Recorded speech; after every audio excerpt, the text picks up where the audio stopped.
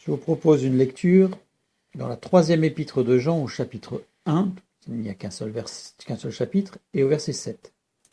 Car c'est pour le nom de Jésus-Christ qu'ils sont partis, sans rien recevoir des païens. Le Seigneur nous a dit comment notre amour pour lui doit se manifester. Nous le voyons dans Jean, par exemple, dans Jean chapitre 21, les versets 15 à 17. Après qu'ils eurent mangé, Jésus dit à Simon-Pierre, « Simon, fils de Jonas, m'aimes-tu plus que ne m'aiment ceux-ci » Il lui répondit, « Oui, Seigneur, tu sais que je t'aime. » Jésus lui dit, « Paix mes agneaux. » Il lui dit une seconde fois, « Simon, fils de Jonas, m'aimes-tu » Pierre lui répondit, « Oui, Seigneur, tu sais que je t'aime. » Jésus lui dit, « Paix mes brebis. » Il lui dit pour la troisième fois, « Simon, fils de Jonas, m'aimes-tu » Pierre fut attristé de ce qu'il lui avait dit pour la troisième fois, « M'aimes-tu » Et il lui répondit, « Seigneur, tu sais toutes choses, tu sais que je t'aime. » Jésus lui dit, « Paix mes brebis. » Nous avons un autre passage dans Matthieu chapitre 22, des versets 37 à 39. Jésus lui répondit, « Tu aimeras le Seigneur ton Dieu de tout ton cœur, de toute ton âme et de toute ta pensée.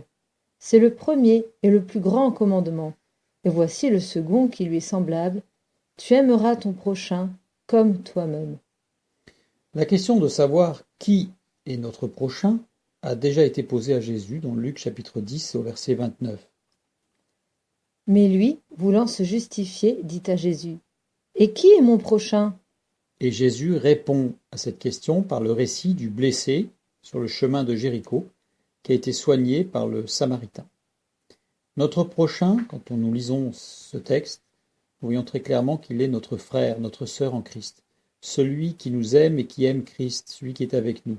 Il ne s'agit pas de tout le monde. La manifestation de l'amour de Dieu dans l'Église, dans le corps de Christ, est l'amour entre les membres de ce corps.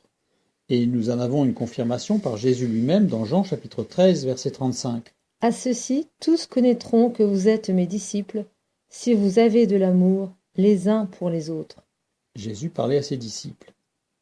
Bien sûr, il y a d'autres textes, et en particulier le texte de Luc chapitre 6, verset 27. « Mais je vous dis, à vous qui m'écoutez, aimez vos ennemis, faites du bien à ceux qui vous haïssent. » Il y a une différence ici dans ce texte. Dans les deux textes, nous avons le devoir d'aimer nos ennemis ou notre prochain. Quand il s'agit de notre prochain, c'est comme nous-mêmes. Quand il s'agit de nos ennemis, de ceux qui nous haïssent, qui nous font du mal, il n'est pas écrit comme nous-mêmes. Il est simplement écrit, si on peut dire, aimez vos ennemis, faites du bien à ceux qui vous haïssent. Il y a une différence. En fait, les deux verbes sont les mêmes. Aimer. Aimer qui est la traduction en grec de agapao. Agapao qui désigne un amour qui procède de Dieu, un amour qui renvoie à Dieu. Dans tous les cas, nous devons nous occuper des autres, mais comme Jésus-Christ l'a fait et l'entend, puisque c'est l'amour qui procède de Dieu, pas comme nous souhaiterions ou nous voudrions le faire. Quelle est la manifestation de l'amour de Dieu pour nous ? L'accès à la vie éternelle. La souveraineté de Dieu s'exerce auprès de chacun en particulier pour l'amener à un choix responsable devant la réconciliation possible avec lui, avec Dieu, en Jésus-Christ, son Fils.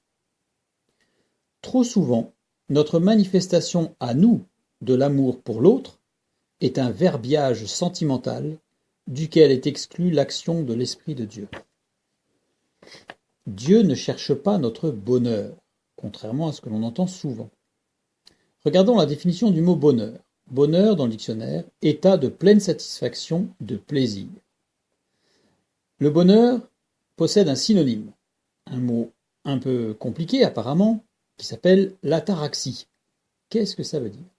Ça veut dire, le bonheur, c'est une tranquillité, une impassibilité d'une âme devenue maîtresse d'elle-même au prix de la sagesse acquise, soit par la modération dans la recherche des plaisirs, ce n'est pas une marche de l'esprit, c'est de l'épicurisme, soit par l'appréciation exacte de la valeur des choses, ce n'est pas une marche par l'esprit, c'est du stoïcisme, soit par la suspension du jugement, car la vérité totale étant inaccessible, on considère que nous sommes en devenir et que c'est déjà pas mal ce que nous avons. Il ne s'agit pas d'une marche par l'esprit. C'est du pyrrhonisme ou du scepticisme. Dans tous les cas, il ne s'agit pas d'une œuvre surnaturelle de la rédemption accomplie en nous par le Saint-Esprit. Il s'agit de la sagesse humaine, mais pas d'une marche de l'esprit ni d'une action de l'esprit. En fait, quand on dit que Dieu ne cherche pas notre bonheur, c'est parce que Dieu cherche notre sanctification. Nous le lisons dans 1 Thessaloniciens, chapitre 4, verset 3. Ce que Dieu veut, c'est votre sanctification, c'est que vous vous absteniez de l'impudicité. Sanctification. Il répand dans mon cœur, dans notre cœur, l'amour de Dieu. Et cet amour agit efficacement au travers de nous, au travers de moi, pour m'amener à lui laisser de plus en plus la gouvernance de mon existence, mais aussi pour être un outil à l'égard de tous ceux que je côtoie. Et là, nous allons regarder un petit peu le mot quand il est dit « Ce que Dieu veut, c'est votre sanctification, c'est que vous vous absteniez de l'impudicité ». Ce verbe « abstenir » ici est la traduction d'un verbe grec, « apekomai », qui veut dire deux choses principales, qui a deux sens principaux. S'abstenir, avec la notion d'un effort fourni, attendu, parce qu'on a reçu la capacité de s'abstenir.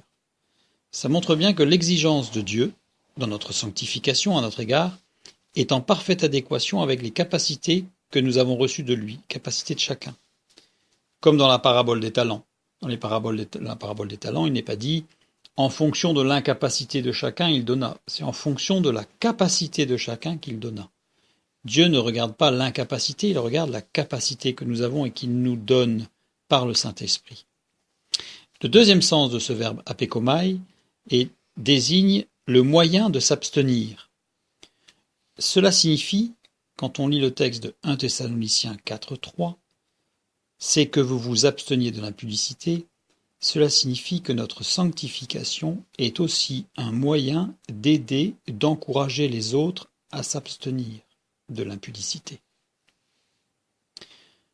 Le secret du vrai service pour Dieu, c'est n'être attaché à rien ni à personne, sauf au Seigneur lui-même. Mais il s'agit d'un détachement intérieur et non pas extérieur. Jésus savait admirablement s'intéresser à toutes les choses de la vie ordinaire.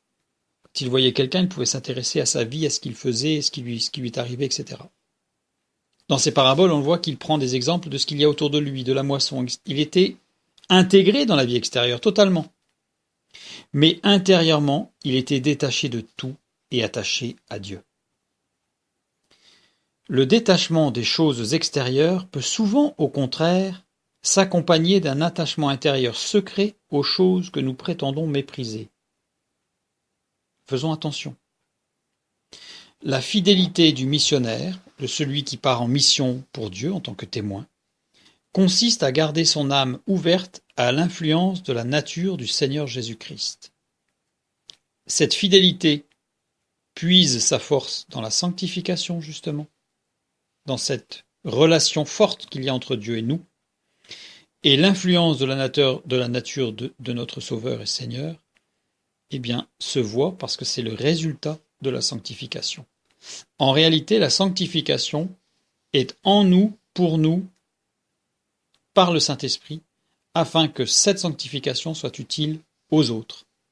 Et donc, en ce sens, nous pouvons dire, ils sont partis sans rien recevoir des païens, parce qu'ils étaient détachés extérieurement des choses qui ne rentraient pas à l'intérieur. Par contre, intérieurement, ils étaient totalement attachés à Dieu seul.